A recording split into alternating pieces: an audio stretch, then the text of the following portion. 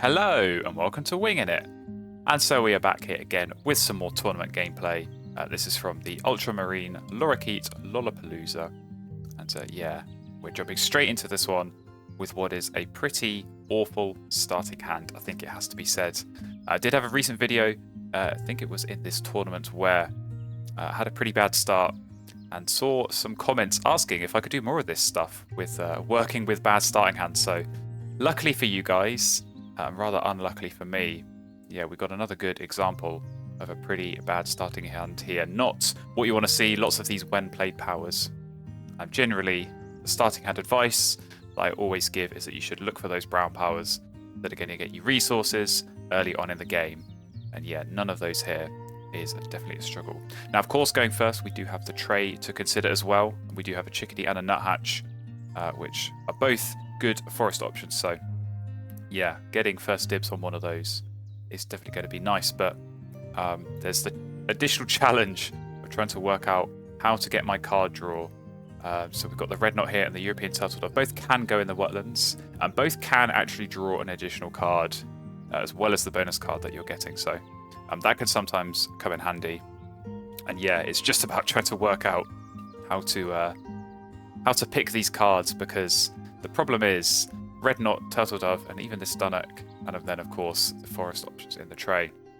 They only eat worms and seeds, so if I'm only keeping two birds, I get that third food, and it's not really going to come in handy to play any of these additional birds. So yeah, in the end I go for the dunnock, just as an option potentially as a second forest bird, but equally if I do just get one forest bird down, I can always discard it and yeah, get an extra worm. And certainly if I'm looking at something like this red knot that needs 3 worms, then worms are definitely going to help out there. So certainly the plan is to grab one of the nuthatch and the chickadee, and who knows, maybe I'll be able to get the other one.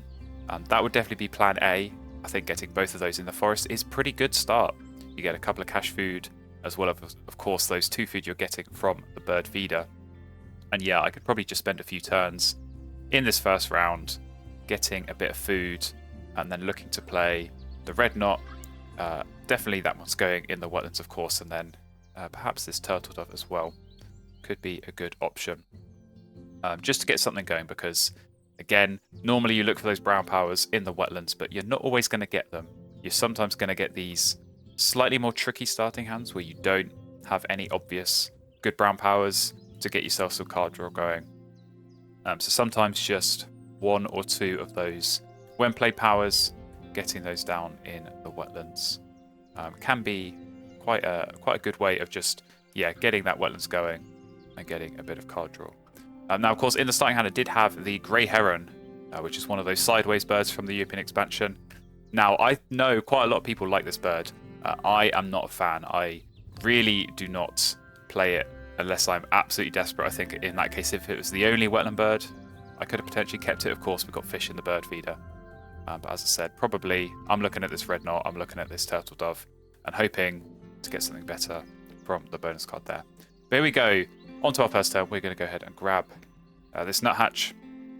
Yeah, as I say, we're kind of just hoping that the chickadee's going to get left as well, because, you know, keeping the worm and the seed, of course, got a bit of food flexibility on both of those. Unfortunately, not to be. It does get taken by my opponent, but yeah, not hugely surprising.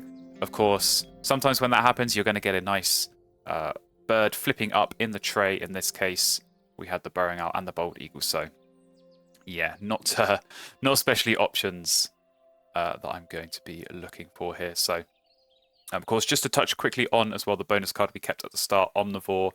A pretty good bonus card. Unfortunately, didn't have any that meet that in the starting hand, but it's certainly one of those bonus cards where it just opens up a lot of options for other birds. Getting 2 additional points each time can definitely come in handy. But yeah, there on that turn, we're just going for the worm. Our opponent doing the same. And we're playing pretty quick because we don't really have too many decisions to be made in this early game. I think I've gone in with a plan here. As I said, plan A would have been to get both of those caching birds, but sometimes you're only going to get one of the things you want. But that's why we kept this dunnock, so I think that was a pretty good plan B. So important here to get those 2 forest birds in. And yeah, just spend a few turns here drawing food. Of course, we're looking for worms for this red knot. We're looking for seeds for this turtle dove. And hopefully we can get those going.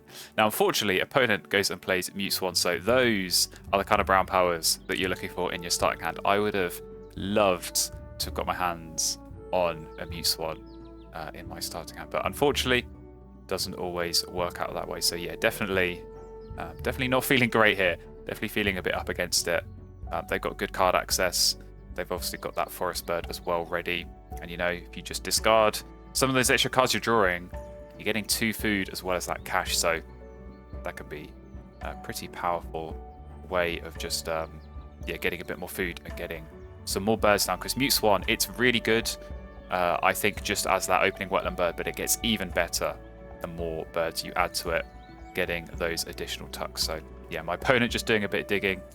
Not too surprising here, I don't think. And we're just going to be taking food. So really, like I say, just trying to get the food to get these birds down. I'm not really in any great rush, I don't think, to be getting this red knot down. However, this turtle dove, with this end of round goal, eggs in platform nests, I can definitely look at sniping that. This is one of the things I really like about the turtle dove, and there are a few other birds that work this way in the European expansion. So you can play them and then lay an egg on them in that exact same turn. And that is what we're going to do here. So we're going to do a bit of overpaying. That's why I took the rodent, just to do a bit of overpaying. And there we go. We get to lay an egg on it. And that is a huge, huge swing in points. Neither of us were going to qualify for this first end of round goal. But now, just by getting that 1 egg, it's not just 1 point for the egg. It's another 4 for the end of round. So that's really nice. And what else is pretty good, I think, here is the Forester bonus card. So already 2 of those birds down with the nuthatch and the dunnock. Pretty nice stuff. So we do get 1 egg here off our dunnock. Our opponent did lay eggs once, so not too bad in that opening round, just to help with a little bit of tempo getting some of these birds down. Now here we go into round 2, and this is where all the wetland birds start coming up, and unfortunately it's where we are going second. So again, sometimes the round 2 tray can really swing a game. If we were going first in this one, I would be grabbing that ruddy duck. No questions asked. Really, really strong wetland bird to be getting down and drawing some more cards. But yeah, really good one here, I think, as well for my opponent. Going with the Mute Swan, you get that second wetland bird down, you're drawing lots more cards, you're getting more tucks with your Mute Swan. So absolutely no surprise that they go ahead and grab that. But we are just going to go ahead and get some food. Of course, there is another wetland bird there in the common little bittern, and even the harrier can go there as well. But I think at this point, I'm very much focused on trying to get this red knot down. I'd rather have 2 wetland birds down before I'm drawing. And with the food access I've got, I think being able to get the worms here is pretty doable. The feeder is being quite nice. Unfortunately, what is not being quite nice for me is the deck, because it is giving pretty nice birds to my opponent. So yellow-headed blackbird goes down next to the Mute Swan, and I am sweating so hard, because that is a really, really good combination there. You've got the Mute Swan, of course, getting up to 3 tucks. Of course, you need 3 birds there, but at the moment getting 2 tucks and then drawing a card, and then blackbird, tuck, and lay. What makes that even worse is my dunnock now is almost rendered useless, because that one, you only get eggs based on the number of times your opponents lay eggs in their grasslands, and with a blackbird down, I can't see my opponent using their grasslands whatsoever. But never mind, we're just going to keep doing what we're doing. We're going to play this red knot, and we're going to go ahead and draw some cards. And so we're getting some good cards here from the deck. Savvy's Warbler, very nice wetland option, and Eastern Phoebe, equally good option there. But I'm going to do something slightly unusual here and take the Cerulean Warbler. The reason being is I do not want to be giving cards, in this case, to my opponent. Because at the moment I think they're not really generating enough cards to be completing all of those Swan and Blackbird tucks and then keep some. But equally, I don't want to be giving them food with that Phoebe. I've already got a pretty good forest myself going. If I can get the Warbler down, it'll be even better. And yeah, in their position, they're getting cards, they're getting tucks, they're getting eggs. The one thing they're not getting in that wetlands is food. So I do not want to be going and giving them food there. The Warbler for me, I think it's pretty good. Might help for this end of round if needed. Says Phoebe as well as another one. Good pick up there for me, I think, from the deck. And we're going to go for this Northern Harrier because Platform Builder that we just grabbed with that red knot does hit that. We are going to need a Grasslands here because unlike our opponent, who has got their egg source sorted with the Blackbird, we are going to struggle a bit here. As I said, the Dunnock, that was definitely my plan and my hope, was that even if I could just get 1 or 2 eggs around off that, that would probably be enough to keep me going throughout the rest of this game. But we know that is definitely not going to happen anymore. So we are going to need something in this Grasslands at least give us the option of getting some more points when we lay eggs, or maybe even chuck the occasional food if it comes to it. So yeah, in this case we are going to go ahead, I think, here and get our Northern Harrier down. You might have seen there my opponent on their previous turn did play, there we go, Eurasian Sparrowhawk. So that's their 1 white and no power bird. But we've got to be careful here because we're on 2. Of course, if they play a second one, which is very doable, if they have been drawing some good stuff from the deck, then they're going to tie. And we don't want that because that loses us a few points there. So we've got to be ready to go and play another when played bird. And that is why we're going to go and grab food here. So we're in this position. This is where it's nice going second in round 2. Of course, you don't get that first dibs on the tray, but you do sometimes get yourself in this sort of position where you have control over this end of round goal. So I can wait and see, and my opponent is playing Ruddy Duck, so I'm safe, and I don't have to play the Cerulean Warbler. But you know, maybe they would have gone ahead and played something. I could have gone and responded and got that Cerulean Warbler down. But yeah, obviously in this case I don't need to. So it might be something I still do, but I think in this case I'm seeing worms, and I'm seeing this Sace Phoebe, and I'm seeing potentially all of these bowl nests that I'm going to have down, and lots of potential eggs there. So sadly, nothing off the Dunnock. I think that's going to be a very familiar story as this game goes on. And we come into round 3, and here we get first dibs on a tray, and here we get a pretty good looking tray. That European Honey Buzzard really catches my eye here because I've got 3 bonus cards and it hits every single one of them. So already 2 extra points off the Omnivore. And we're looking at Forester as well. That red-shouldered hawk, if we can play the Warbler, the Hawk, and the Honey Buzzard, that is maxed out on Forester.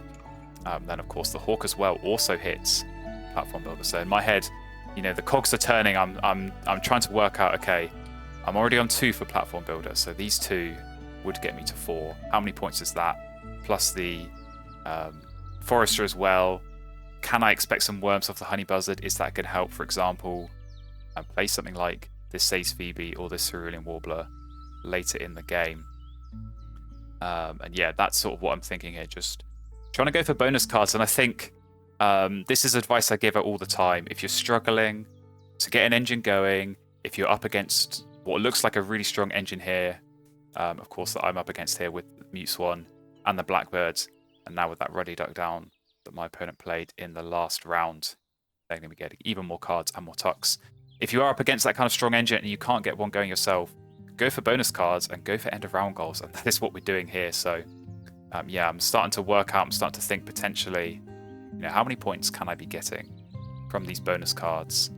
And is it just going to be one of those games where we just play birds and get food and draw cards and play more birds? I think it might just be because, yeah, again, the engine's not really there for us. We're not really finding loads of good grassland birds, and I don't think you can really expect to when you're struggling for card draw in the way I am.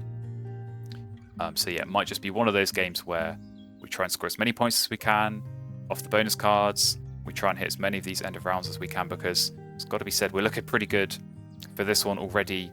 1 bird down, my opponent doesn't have any, and we have got this Sace Phoebe as well that we might look to go for. So yeah, 5 turns left in this round. I'm just trying to work out, just trying to think, okay, how can I manage to get everything down? Because I'm thinking I want to get this Warbler down before I play the Sace Phoebe, get an extra egg. So that's why I'm going to go ahead and play that here and get another bonus card here in the Diet Specialist, which again, I think pretty good one.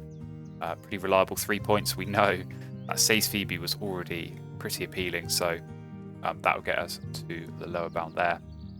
But of course, I want to try and get this European Honey Buzzard down as well, just to get myself a couple more worms. Maybe that might make the difference. coming into that last round, especially that last end of round goal as well. Food cost to play birds. You can't play food cost birds without food. It sounds obvious, but yeah, we're going to need to try and get as many food as we can, and potentially some of those might end up being worms. So yeah, 4 turns left. I think I have got enough turns here to be able to do everything I want to do. But we are going to need to think carefully about what our end game is, because even if I play these 3 birds and then lay eggs a couple of times, you know, there's still plenty more turns left. There's still 4 this round, and then a full 5 turns in round 4. So I'm going to need to work out at some point I might need to be looking at drawing cards, and it might have to be blind off the deck, or maybe if I can be patient here, wait for that fresh tray in round 4 and hope for something good. But in the meantime here, we're going to go ahead and get some food, because the worm was there. I didn't want to risk not getting that worm for the honey buzzard, and so now, yeah, we've got exactly what we need. We've got the 3 food for the Sace Phoebe, we've got the 2 food for the honey buzzard, and there we go with my opponent going for food. There is a very real chance they could have taken the worms and left me with a feeder like that, which would have been pretty disastrous. But yeah, we'll get our Sace Phoebe down. That was a pretty big point play, I think, there. Obviously 4 points after the egg cost, plus another 3 on the bonus card, and then 3 eggs. And those 3 eggs are going to be super helpful. 2 of them for sure. Getting this honey buzzard down this round. And as I said, we might need to be hoping to play more birds in that final round. And when you want to be playing birds, you're going to need some eggs down. So that might come into play. And certainly, as I say, with this red-shouldered hawk, maxing out the forester once the honey buzzard's down, and then also getting us lower bound on platform builder. That's definitely going to be one that we go ahead and look to go for. So yeah, my opponent's just been kind of chugging away there. They've been doing their thing in the wetlands, scoring a pretty easy 5 points each time, of course. 3 tucks through the mute swan, and then a tuck and an egg with the blackbird. But that blackbird, it only has 3 egg spaces, so at some point, of course, you are going to have to go for food. This is precisely why I didn't go for that Eastern Phoebe when it came up. I think if I played something like that and just been laying eggs a bunch and giving away free food, it just allows them to play birds without having to go for food themselves, and it can really just help their tempo. Unfortunately, they go ahead and play a pink power right as I was considering laying eggs there. So Barrow's Goldeneye goes down. Bit of a shame, especially considering our weak grasslands. You know, we're only laying 3 eggs and then potentially, hopefully, getting a 4th point through that Harrier. But even then, my opponent is leeching a point away from me. So not ideal, but yeah, we do go ahead and lay eggs here. Don't really have any choice, as I said. If we're going to be looking to play birds in that final round, we're going to need all the eggs we can get. So luckily the Harrier did hit. So for me, in my head at least, that offsets the point that we lost through the Goldeneye. So all things considered, just got a little sneak peek of the score there. 61 points is not too shabby for an end of round 3. Now, the big caveat, of course, as I say, is I've got no idea what my 4th round looks like. If the game could end now and we just take the points that are on the board, I'd probably be pretty content to do that. Because, yeah, it doesn't matter how good of a position you get yourself in this round 3 in terms of points on the board. You've got to have a plan. You've got to have something in mind for that final round. And, yeah, when you're only getting 1 honey buzzard worm going into that final round, a little bit unfortunate. But we did win that end of round. Very nice, thankfully. Sace Phoebe helped out there, of course. The Goldeneye that they played, that was their 1 bird, worth more than 4, but we had those 2. We'd have been planning ahead. And yeah, we've now won 3 end of rounds.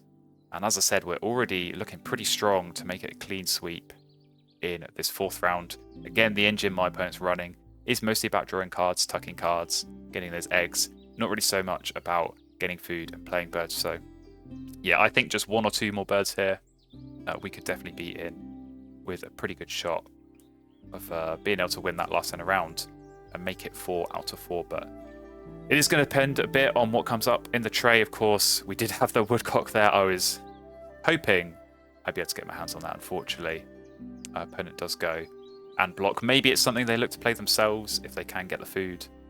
But I do think that probably was more of a denial. We do have Fish Crow coming up in the tray, and this is where I'm definitely looking again back at my bonus cards. I'm thinking, okay, this hits 2 of them. Platform Builder and Omnivore. So that could potentially be a good one. It's 6 points on its own, but then 8 with the Omnivore, and just 2 foods. So we've got fish in the feeder as well.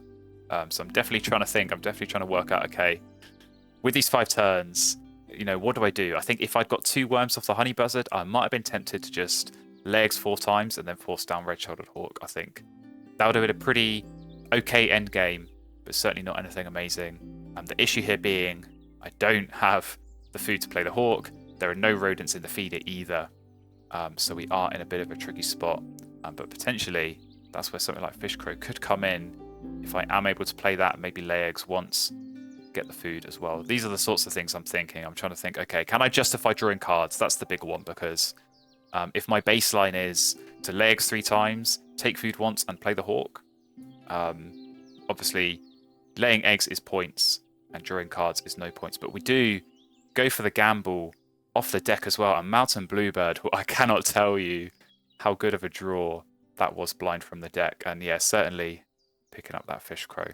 Unfortunately, with the Whooping Crane, I would have also equally loved to have got that. That is a really good bird here. Eats any food, of course, hits the Omni bonus card that I have. But yeah, this Bluebird pickup, this was huge, because just looking at that feeder, we've got the fish there for the crow, got a berry there as well for the Bluebird. So at this point, I'm just sitting, I'm hoping, I'm praying that my opponent doesn't go and take food and yeah, either end up resetting that feeder or taking the food that I want.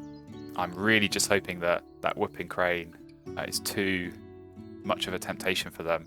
And fortunately, in the end, it is. So they go ahead and draw cards. I'm very happy with that, because I'm going to go and very quickly snaffle up that food. So as I say, we get the fish, we get the berry, we get any old other random food here. And another cache on this nuthatch. So this nuthatch has really been ticking away nicely. 9 caches. Very, very strong. Super happy, of course, to have been able to get that early on in that opening tray. But yeah, with 3 turns left here, it's all pretty straightforward, I think. We're going to do the double play in the grasslands. Fish Crow, of course, as I said, really helping out here with getting the Omnivore. But also getting this double play in here just pushes that grasslands out 1 extra spot. And so, again, I know we're giving a point away to our opponent. They have got that pink power Goldeneye. But we're getting 1 back again by being able to get the extra egg. So yeah, these 2 birds go down very nice. And then we've got 2 turns left. We're going to lay eggs. We're going to get ourselves the rodent. And that red-shouldered hawk is going to be really, really nice. Get that down. It's going to help hit the forester. We're going to max that out. Of course, Platform Builder has already been hit on the lower bound here with the Fish Crow. So a little bit of a shame not to completely max that out. Just a full 1 short here in this late game. But like I said, I'm not gonna complain too much about just missing out on that, because yeah, it wouldn't have been possible if something like the Fish Crow hadn't popped up in the tray. And so that was definitely a nice one to see pop up. So my opponent here drawing cards, I think after they played that Whooping Crane, that makes sense. They have got the space there in order to be getting those eggs on the Blackbird, and probably at this point not too many more points to be had. So we go ahead and lay our eggs. We get the rodent, and Harrier again hits. So I think I only laid eggs twice having played that Harrier, but it hit both times, so you can't really ask for much more than that. And certainly in this kind of game where I'm really not sure which way it's going, because I'm still looking back at my opponent's engine with pure envy, and just looking at how impressively good it looks with those lovely tucking brown powers in the wetlands, and looking back at my own board and thinking what an absolute mess this looks like, because there's no real semblance of an engine going on. But yeah, in these kind of games where you think it's going to be quite close, those hunts of the predator powers, they can definitely make a difference. And certainly in terms of morale, I think they do make a difference at this point in the game. But yeah, opponent goes and draws 1 last time, so we're going to go ahead, play our hawk. Very, very nice. 1 last go on the honey buzzard. We get 1 worm. We'll take it. Again, maybe few tiebreaker is going to be a factor, but it's looking pretty good on those end of rounds. Clean sweep has been finished off, and we go into the scores. So yeah, I had no idea, honestly no idea how this was going to go. Obviously a strong performance on the bird cards and bonuses as well. 19, really happy with that. And as I said, it was a clean sweep there, 22. So the lead is very big, but we know with these tuck cards, our opponent is going to be dragging it back. It's just a question of how close it's going to be, and it is not close enough. In the end, for us, good, strong win there, I think, 97 points. I look back at this board and I think, how on earth is this 97 points? As I say, probably down to those bonus cards and end of round goals. So my opponent, very nice on the wetland. Scientist, not often you hit that, going for full tuck. Slightly unfortunate maybe on the enclosure builder last turn draw, but yeah, just looking back again at this board, it is a bit of a mess. But as I said, it's just one of those games. Sometimes you have these kind of games where there is no real engine. You're just drawing birds, getting food, and playing them. And if you're hitting those end of round goals, and if you're scoring well on your bonus cards, you can still get a good score like this. I think 97 with no co-op is definitely a strong score. So I was really happy with this, given the weak start. Definitely will take that all day long. So yeah, hopefully you enjoyed that. Hopefully you found that useful. And as I said, hopefully this is a good reminder and a good sort of morale booster for next time you get that poor starting hand. Remember, if you dig deep, if you stay strong, and if you go for those bonus cards and those end of round goals, you can still get a good score. So yeah, thank you very much for watching. If you do want to see more content and more gameplay like this, please do hit the subscribe button. I will see you again in another video very, very soon.